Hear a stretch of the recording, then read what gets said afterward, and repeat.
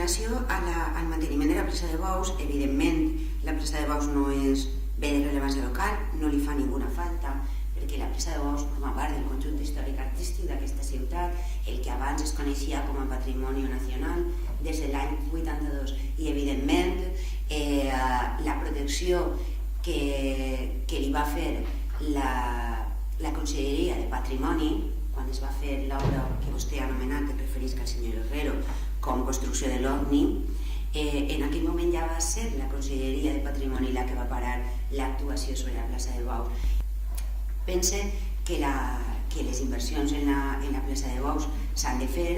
Evidentment nosaltres estem a favor de recuperar tot el patrimoni, li donem la importància que en el passat no li han donat a l'edifici de Metri Ribes, perquè si algú li haurà donat la importància a aquest edifici que formava part del conjunt històric-artístic, mai en la vida ningú li haurà posat una cúpula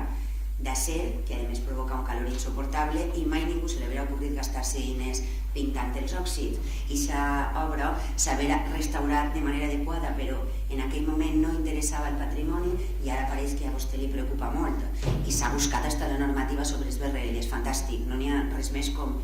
passar a l'oposició i no tindre-li que dir que sí a un no tot el dia, perquè el problema de la política és que de vegades a algunes persones no les deixa ser lliure. Jo m'alegre sempre, el senyor Herrero li ho he dit ja diverses vegades, m'alegre molt que vostè s'hagi convertit en un ciutadà lliure, de vindre així i dir-li ovni a la plaça de Bous. Evidentment, en aquests moments no n'hi ha diners per a fer aquesta inversió, però jo crec que nosaltres som una gent que hem de mostrar de manera sobrada que tenim interès en el patrimoni i nosaltres estem a favor de que s'arregli la plaça de Bous i també volem donar-li a la plaça de Bous una viabilitat, perquè creiem que pot ser un lloc magnífic per a la celebració de concerts, per la seva cabuda o per a qualsevol tipus d'esdeveniment. Per últim, acabar, diu vostè que la moció vostès no volen reobrir el tema de